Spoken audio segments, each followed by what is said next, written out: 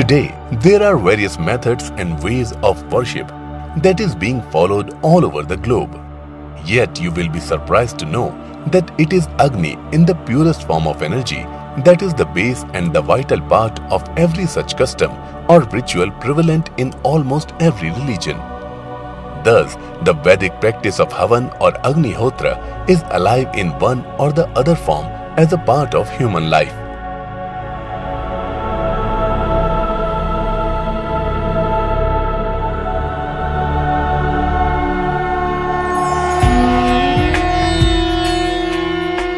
Let us first talk about the Hindu religion, which is based on Sanatan Vedic Dharma.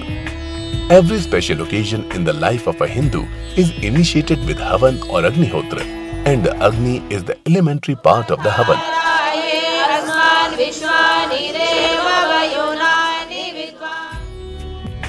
Vedic Hindu philosophy has 16 life sanskars, and Agni plays a vital role, completing majority of them, such as the Namkaran or naming ceremony of the child, or the Agni Kund in the Hindu marriage ceremony,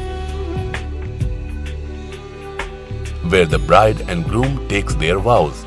The Antim Sanskarat, the end of the life, where the body is cremated in Agni.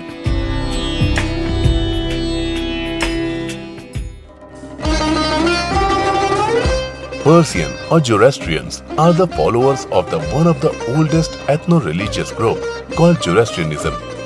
The religion is based on the Zoroastrian holy book called the Avesta, which was written in the Western language and is closely related to Vedic Sanskrit.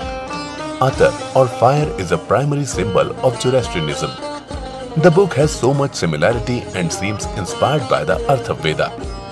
Parsis considered fire as the noble deity, and thus their every auspicious occasion starts with the invocation of fire or Agni.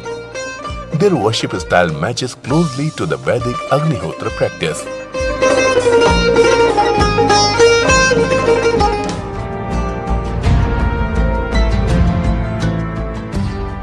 Yazidi group is one of the many ancient Arabian cultures living today mostly in parts of Iraq, Syria, Turkey, Armenia, Georgia, Western Europe. Despite being a small religious group, fire is considered as the most important of the four elements that created the earth. They celebrate their new year by lighting fire as a holy practice.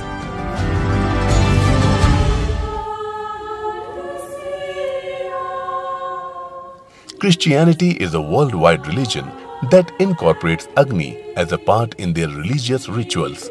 Lighting a candle in the church as part of the daily worship is the symbolic form of Yajna. The annual festival of Holy Fire or Holy Light is described by Orthodox Christians as a miracle that occurs every year at the Church of the Holy in Jerusalem. On Great Saturday, thousands of pilgrims as well as local Christians of all denominations gather in Jerusalem to partake and witness this annual event. This festival also leads its similarity with Agni Hotra.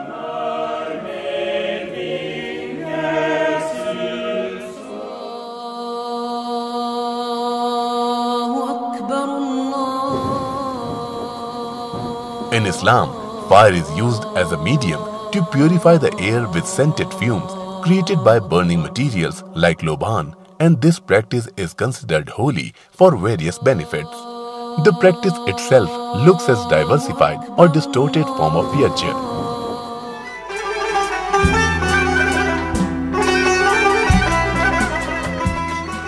The Baku Ateshgaha or the fire temple of Baku is a religious temple at Sorokhani town in Baku, Azerbaijan, a Muslim-dominated land. The Baku Ateshgaha or the fire temple of Baku is a religious temple at Sorokhani town in Baku, Azerbaijan. Fire rituals date back to at least the 10th century.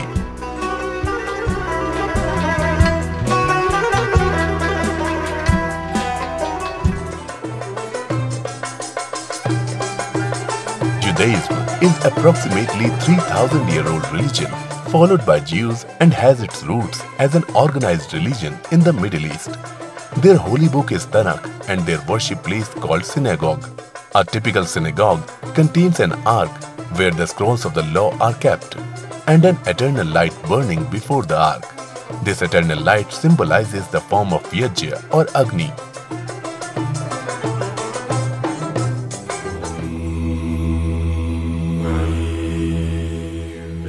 Buddhism came into existence after the death of Mahatma Buddha and is spread across Tibet and Japan.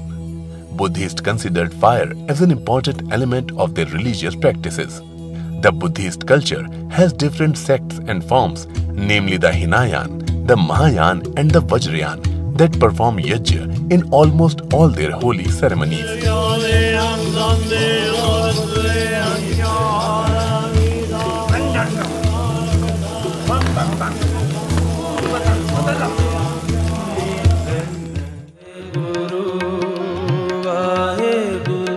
Sikhism is the closest to the Vedic religion and philosophy, also has the role of Agni in different forms and practices.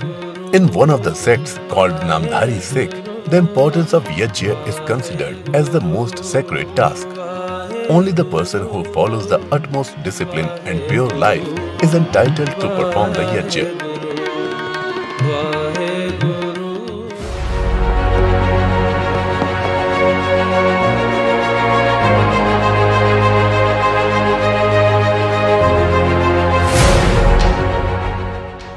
The world's biggest sports event that started in Greece is also incomplete without igniting the fire. The holy fire of the Olympic torch travels the world to spread the message of games, and finally it is established in the fire pit or kund at the site of the games to begin the event.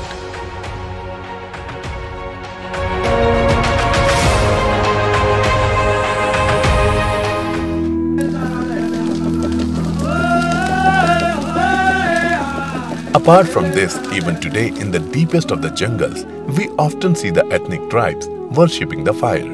Thus, we can conclude that from Africa to Asia and America to Australia, there had been the rise of various religions, sects and other ethnic groups that has given way to various religions, cultural and social practices and rituals. The unchanged and omnipresence of the sacred fire or Agni is seen everywhere. Hence, we can take pride in saying that in whatever form it may be, the ancient Vedic heritage of Agnihotra or Havan is adopted and is a part of every human life on earth.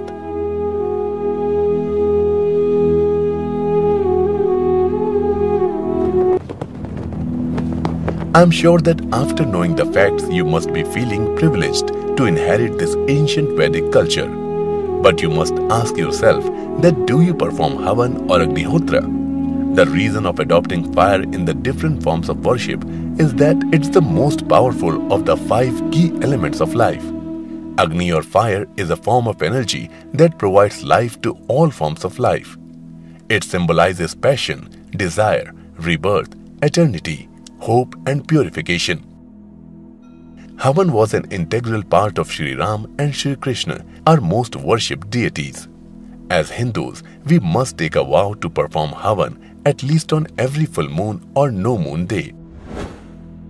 It has also been proved in many scientific researches that the Yajna or Agnihotra purifies the air and water in the environment.